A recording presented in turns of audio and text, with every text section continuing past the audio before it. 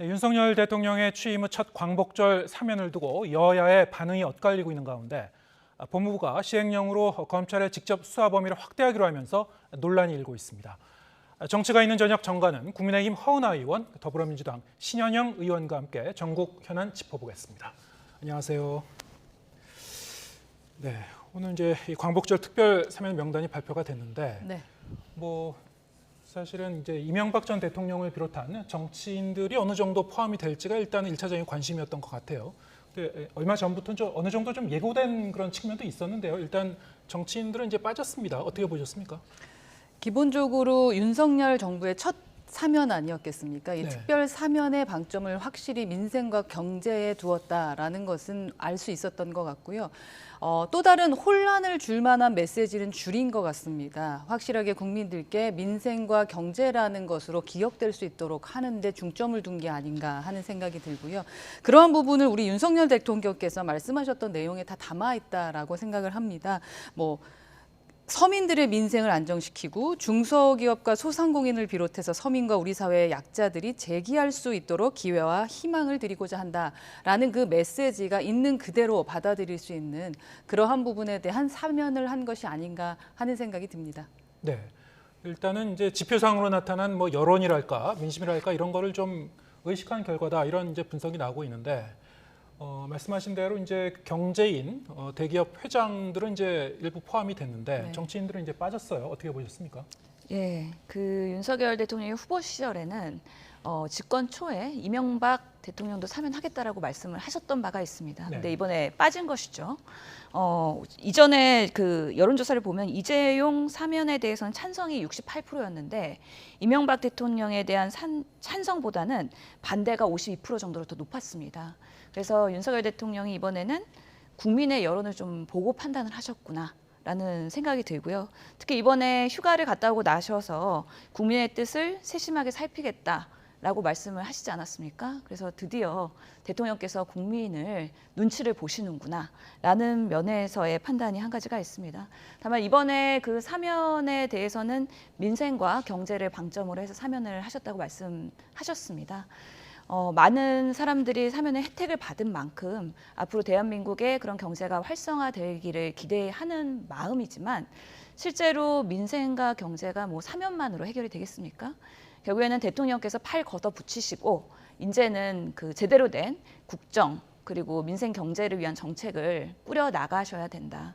다만 이런 우리가 경제적 어려운 상황에서 계속 재벌이나 아니면 총수들에 대한 면죄부만 주는 게 아니라 정말 취약계층 그리고 우리 서민들 어떻게 어려운 민생 경제를 꼼꼼하게 세심하게 살펴나가실 건지에 대한 제대로 된 대안을 앞으로 마련하셔야 된다라는 바람이 있습니다. 네, 우상호 비대위원장 같은 경우는 정치인만 빠진 점, 그 사면 대상에서 경제인은 포함되는데 정치인은 이제 빠진 점에 대해서 좀 아쉬움을 표시를 했는데요. 민주당의 어떤 공식 입장인가요, 그게? 예, 저도 브리핑을 했습니다만 네. 이번 사면을 통해서 통합의 정치를 보여주신 것도 좋았겠다라는 생각은 듭니다. 그런 면에서 정치인의 사면이 빠진 것에 대한 민주당의 좀 아쉬움은 있긴 한데요. 이명박 전 대통령의 사면도 필요했다 그런 입장이신가요, 민주당은? 꼭 그렇지는 않지만 네. 정치인까지도 사면을 하면서 통합의 모습을 보이는 것도 또 긍정적인 효과가 있었을 법한데 워낙에 윤석열 정부가 들어와서 국회나 아니면 더불어민주당 그리고 야당을 향한 통합의 메시지는 전혀 보이고 있지 않으신 부분에 있어서의 아쉬움을 좀 표명을 하신 걸로 우상호 위원장님은 그렇게 알고 있습니다. 네, 통합의 메시지가 좀 아쉬웠다. 이런 이제 진단을 해주셨는데 일단 이 특별 사면이라는 것이 이제 헌법이 보장하는 대통령의 고유 권한이긴 합니다만 어느 정도는 이제 이 법치주의를 좀 훼손하는 측면도 있다. 이런 해석도 있거든요. 그래서 어쨌든 이 권한을 행사하는 데 있어서 상당히 좀 제한적으로 해야 된다는 그런 의견도 있고, 과거에 보면은 이제 특별 사면을 좀 잘못했다가 이제 여론의 후폭풍을 이제 맞는 경우도 우리가 종종 보았고, 그래서 고심이 좀 많긴 했을 것 같습니다. 국민의 입장에서는 이 당내에서는 그래도 이제 이른바 이제 MB계도 많이 아직까지 있고요. 그래서 이 정치인 사면에 대한 이제 목소리가 많이 있었던 걸로 알고 있는데 그 당내 분위기는 어떻습니까? 뭐 말씀해 주셨던 것처럼 사면이야 그 권한이 대통령께 있고 얼마나 고심을 하셨을까라는 생각이 들고요. 아까 의원님께서 말씀하셨던 것처럼 이제 여론 수렴에 대한 그 의지를 이 민생과 경제의 메시지를 강력하게 주면서 행동하려고 했었던 게 아닌가 하는 생각이 듭니다. 사면이나 여러 가지의 그 기사들이 나온 그 댓글 밑에 닥치고 민생 경제, 닥치고 뭐 생활 정치 이런 부분들의 댓글들이 상당히 많았습니다. 이제 그러한 부분들도 함께 고민하신 것이 아닌가. 사실 뭐 여러 가지 말씀을 드리고는 싶습니다만 모든 메시지가 민생과 경제라는 부분으로 포커싱 되기를 바랬었던 것이 아닌가 하는 생각은 듭니다. 네. 근데 방금 이제 신 의원께서 말씀하신 것처럼 뭐 경제인에 대한 그 사면이 뭐 반드시 그 바로 이제 이 경제 활성화라든가 경제 살리기로 자동적으로 이어진다는 또 보장은 없거든요. 그래서 이번 사면의 결과에 대해서도 이제 나중에 이제 그 국민적인 그 평가가 또 이루어질 걸로 이제 생각이 됩니다만 특별 사면 얘기는 여기까지 하고요. 다음 주제로 넘어가도록 하겠습니다. 지금 대통령 지지율도 사실은 이제 아까 방금 전에 얘기한 이 특별 사면 결정하고도 어느 정도 이제 상관관계가 있긴 했습니다만 최근 들어서 대통령 지지율이 계속 좀 낮게 나오고 있고 또 이 집중호우로 인한 이런 재난재해 상황에서 이 정부와 이 여권의 대응도 여러 가지로 좀 미흡했다는 평가도 좀 나오고 있죠. 이런 상황에서 윤석열 대통령이 오는 15일 광복절 경축사 그리고 17일에는 취임 100일 기자회견을 앞두고 있습니다. 자, 이 기자회견에서 어떤 그 대국민 메시지를 내놓을지, 어떤 그 국정 운영의 이제 변화를 이제 그 밝힐지 상당히 좀 관심이 높은데요. 어떻게 전망하고 계신지요? 이번 특별 사면에서 보여줬던 것처럼 확실하게 각인되는 메시지를 주시지 않을까 하는 생각은 듭니다. 네. 그리고 더 낮은 자세로 국민의 뜻을 받들겠다라는 메시지를 당연히 주실 것 같고 그에 따라서 국정 운영을 하겠다. 그리고 뭐 성찰하겠다라는 메시지들이 있겠죠. 근데 앞으로 이 메시지의 확실한 각인 그보다 더 중요한 것은 그 후에 저희가 어떻게 국정 운영을 하느냐에 대한 것이 더 중요할 것입니다. 네. 그러한 부분도 확실한 메시지만큼 확실하게 보여주는 그러한 부분이 있지 않을까라고 기대하고요. 저희가 그때 회의를 함께 당정협의회를 했을 때도 100일 기자회견 때 정책적인 부분에서 어떠한 면을 우리가 이루어냈는지 국민들께 다가섰는지에 대한 것을 보여주기로 한 것들이 있습니다. 그래서 수많은 정책에 대한 것들 함께 말씀을 하시지 않을까 하는 생각도 듭니다. 지금 그 전국 상황이 임기 초반인데도 불구하고 총체적인 위기라고 할 수도 있거든요. 뭐 인사 문제를 포함해서 구체적으로 어떤 게 포함돼야 된다고 생각하시는지요? 기본적으로는 뭐 국민하고 치열하게 교감을 계속해야 되는 거고 국민의 목소리를 듣고 국민들이 바라는 그 눈높이에 맞는 말씀을 하셔야겠죠. 근데 듣기 좋은 말만 해서는 안 된다라는 게 제 입장이고 저희의 생각이고 아마 대통령실의 생각이실 겁니다. 그래서 앞으로는 계속적으로 소통하면서 국민들 품속에서 국민들이 체감하실 수 있도록 노력하겠다라는 것 그리고 성찰하겠다라는 것 그게 방점으로 찍히지 않을까 하는 생각이 듭니다. 물론 민생과 경제가 가장 중요하고요. 네. 예. 뭐 큰 틀에서 이제 말씀해 주셨는데 네. 사실 이제 구체적으로 어떤 그 세부적인 내용이 포함될지 이건 뭐 이제 저희가 봐야 되겠습니다만 그렇죠. 결국에는 이제 이 디테일이 중요한 거 아니겠습니까? 이제 어떤 그 내용이 담겨야 된다고 보시는지요, 민주당은? 네, 이제 뭐 100일 되셨으면은 허니문은 끝났기 때문에 제대로 된 실력을 보여주시지 않으면 오히려 국민들이 더 냉정하게 평가할 거라는 그 시기입니다. 그만큼 지금 시점에서 어제 데이터도 나왔는데 미국에서 여론조사 업체인 세계 주요 지도자 조사에서 22개국의 지도자의 지지도를 했더니만 윤석열 대통령이 19%로 꼴찌를 랭킹하신 거죠. 그러면서 우리나라가 지금 상당히 어떻게 보면 나라 망신인 상황에서 어떻게 이를 극복할 건지에 대한 실력을 보여주셔야 된다. 특히 지금은 뭐 호우 피해 그다음에 이재민들이 상당히 속출하고 있는 상황에서 이런 재난 상황에서의 오히려 더 위기 대응 능력 그리고 유능함 이런 것들을 반전으로 보여주실 수도 있었음에도 불구하고 그러지 못했던 부분들이 있지 않습니까? 8월 17일이 100일이 되는 만큼 이때까지의 그런 여러 가지 실점을 극복하기 위한 좀 파격적인 메시지를 내셔야 된다고 저는 생각을 하는데요. 그동안에 꾸준히 이렇게 지지도가 떨어지면서 보면 가장 못한 게 뭐냐 했을 때 첫 번째가 인물, 그리고 인적, 뭔가 쇄신에 대한 부분들이 미흡했다는 겁니다. 안 된다고 함에도 불구하고 임명을 강행하고 그렇게 강행함으로 인해서 또 무리가 일으켜지고 그런 면에서의 이 대통령실 그리고 주변의 국무위원들에 대한 인적 쇄신에 대한 부분을 과감하게 얘기하실 수 있어야 되는데 저희 입장에서는 제가 보건복지위원회인데 지금 장관이 없는 공석 상태로 지금 80일 정도가 되었는데요. 이러다가 이번 국정감사가 빠르면 9월 또 10월에 예정되어 있는데 장관이 없는 상태로 국정감사를 하면 안 된다라는 면에서 지금 박순애 교육부 장관도 지금 사퇴한 상황이고 또 보건복지부도 코로나 위기나 여러 가지 보건의료 정책이나 국민연금의 중요한 위기에 있어서 이것을 어떻게 능력으로 극복할 건지에 대한 대안을 빠르게 마련하셔서 말씀하셔야 되지 않을까. 이런 부분에서의 국민들과의 교감이 매우 중요할 거라는 생각이 듭니다. 네.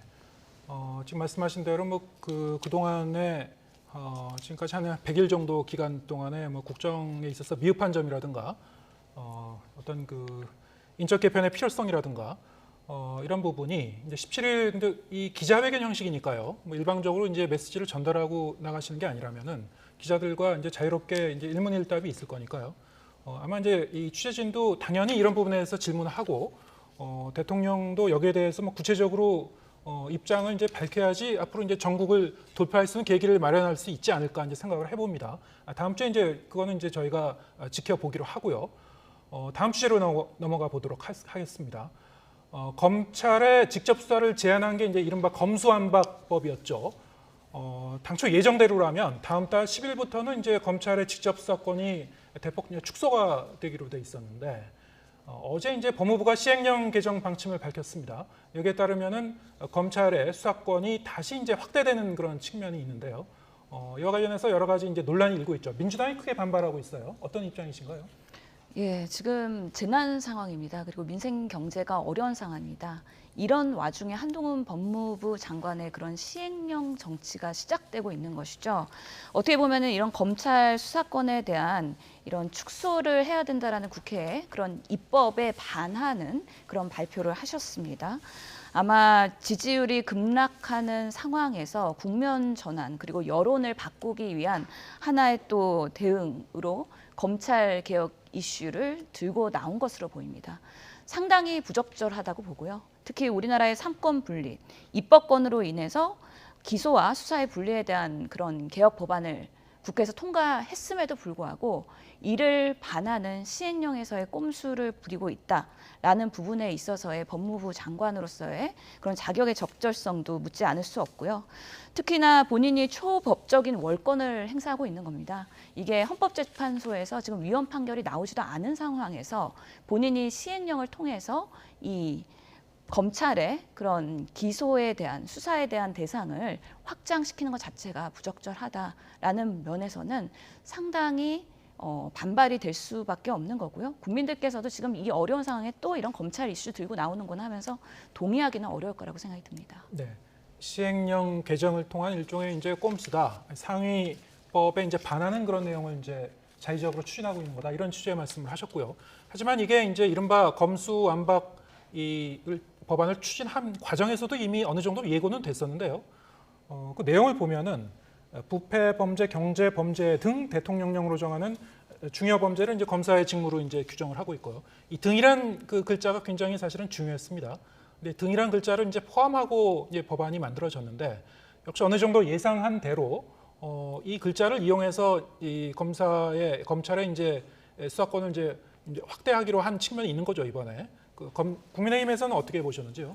우선은 두 가지를 확실하게 말씀을 드려야 될 것 같은데 지금 꼼수 말씀을 하시는데 날치기 꼼수를 한 거는 검수완박을 통과시킨 민주당이었었던 거 다시 한번 확인시켜 드리겠습니다. 첫 번째로 중이라던가 등을 쓰는 것은 예상되어 있었다라고 말씀하셨던 게 네. 이수진 의원이 말했던 거죠. 법사위에서 말씀을 하셨습니다. 이미 무엇 중이라고 하면은 무엇의 범위 안에 해야겠지만 등이라 그러면 확대될 수가 있다. 이미 민주당도 알고 있었음에도 너무 급하게 처리하다 보니까 본인들이 어떠한 입법 미비 미비를 했는지조차 몰랐었던 것이다.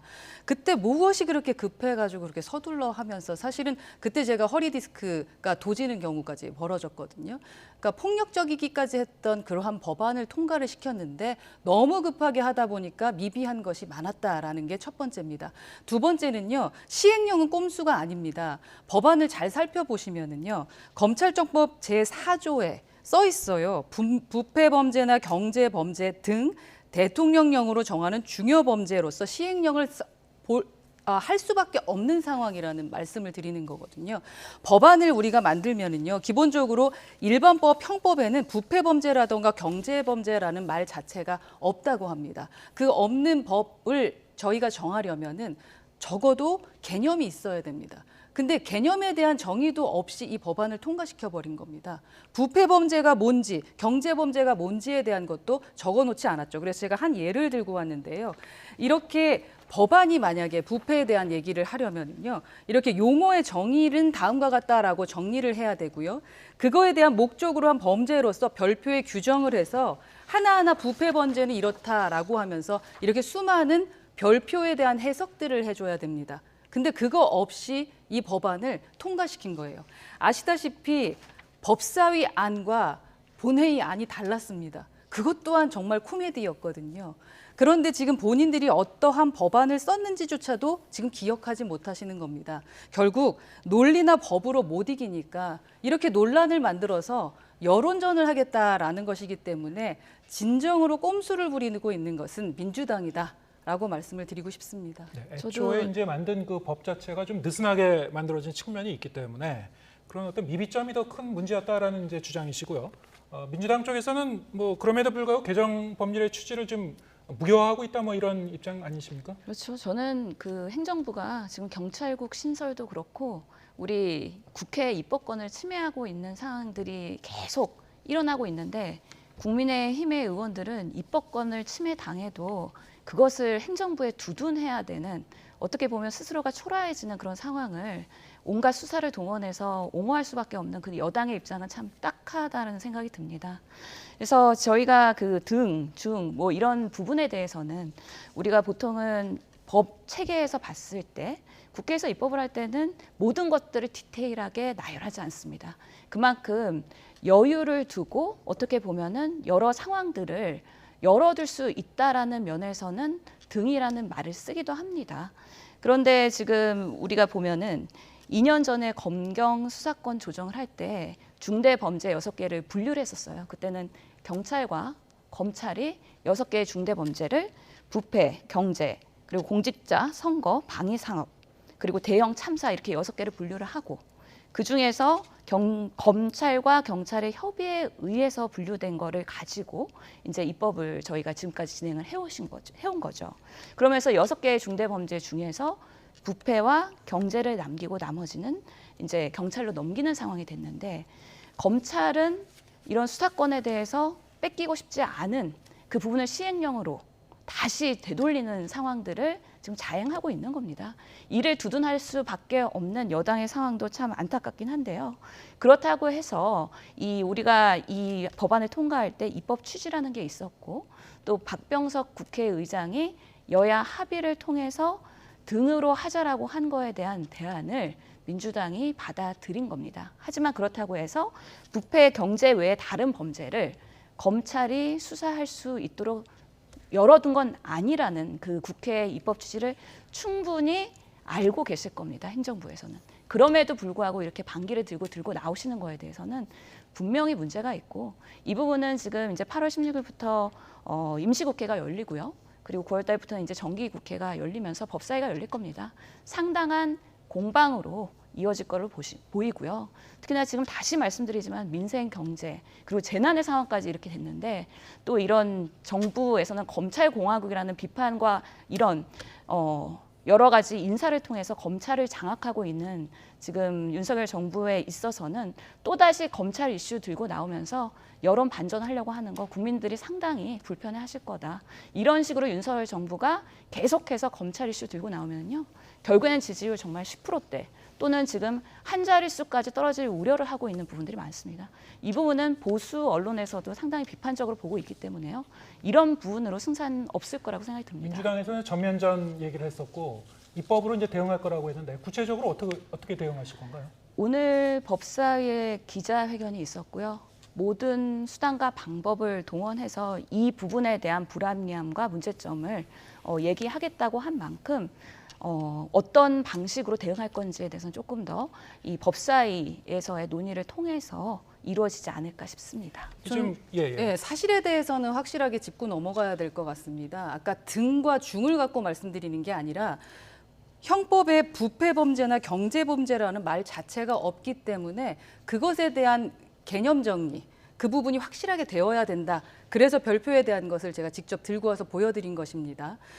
만약에 입법 취지를 민주당이 생각하는 대로 해달라는 건지 저희 국민의힘이 원하는 대로 해달라는 건지 그게 명확하지 않아요. 그럼 입법 취지 그냥 민주당 사람들은 소환하지 마라, 기소하지 마라 이대로 해달라는 건지 저는 그걸 묻고 싶고요. 두 번째, 우리 여당의 입장이 참 딱하다라고 말씀하시는데 기존의 민주당이 야당일 때, 여당일 때 민주당이 청와대 출장소 역할을 했던 거 저 기억합니다. 하지만 저희는 그렇게 하지 않을 겁니다. 문제가 되면요, 입법이 정말로 어떤 문제가 생겨가지고 저희가 입법을 그냥 이렇게 넘어가야 된다, 뭐 무력화해야 된다 하면 저희는 맞서서 싸울 것이다. 라고 말씀드리겠습니다. 그리고 입법권이 헌법의 테두리 안에서 문제가 돼야 되는 거지 헌법의 테두리에서 벗어났었다라는 걸 얘기하는 거예요. 이 문제는 검수한 바는 문제가 많았던 법안이기 때문에 말씀을 드리는 것이다 라는 것이고요. 민주주의 원칙과 국민적 상식의 범위 안에서 행사되어야 된다. 그렇지 않다면 그 부분에 대해서 상식적으로 되돌려 놓으려고 하는 것 또한 문제 삼을 수가 없다. 그 문제 삼을 수 없은 게 여러분 민주당께서 말씀하신 이 안에 시행령이 가야만 가능하게 법안을 만드셨다라는 말씀을 드리는 겁니다. 네. 국민의힘이 뭐 제대로 그동안에 윤석열 정부에 대한 쓴소리를 했다면 지지율이 20%까지 떨어지지는 않았겠죠. 그동안 그러지 못했기 때문에 주호영 지금 비대위원장도 앞으로는 좀 견제를 하는 역할을 하겠다고 한 거 아니겠습니까? 그래서 이런 중대범죄에 대한 6개의 카테고리에 대해서는 좀 더 공부를 하셔야 될 것 같고요. 그러면서의 부패, 경제 외에 다른 부분이 지금 시행령에서 얼마나 이게 위헌적인 요소가 있는지에 대해서는 다시 법사위에서 좀 논의를 해볼 필요가 있다라고 생각이 듭니다. 네. 그래서 앞으로 국민의힘에서 쓴소리를 좀 제대로 잘 해주셨으면 좋겠다는 저희는 바람입니다. 쓴소리를 할 거고 예. 검수한 바는 내용이나 절차 면에서 위헌입니다. 네. 이걸로 저는 마무리하겠습니다. 지금 이제 이 양당 의원의 얘기를 네. 들어보면은 이 문제가 쉽게 이제 접점을 찾기 어려울 것이라는 걸 이미 지금 예고하고 있는 것 같고요. 뭐 법사위원장을 지금 이제 여당 쪽에서 이제 맡고 있기 때문에 사실 이제 사개특위라든가 중대범죄수사청 구성이 어떻게 될지도 좀 불확실하긴 합니다만 나중에 중대범죄수사청이 좀 만들어지면 이 시행령 하고 또 이제 충돌되는 부분도 있을 것 같아요. 그래서 여러 가지로 이제 쟁점이 될 것 같은데 앞으로 지켜보도록 하겠습니다. 국민의힘 허은하 의원 그리고 더불어민주당 신현영 의원과 함께했습니다. 고맙습니다. 감사합니다.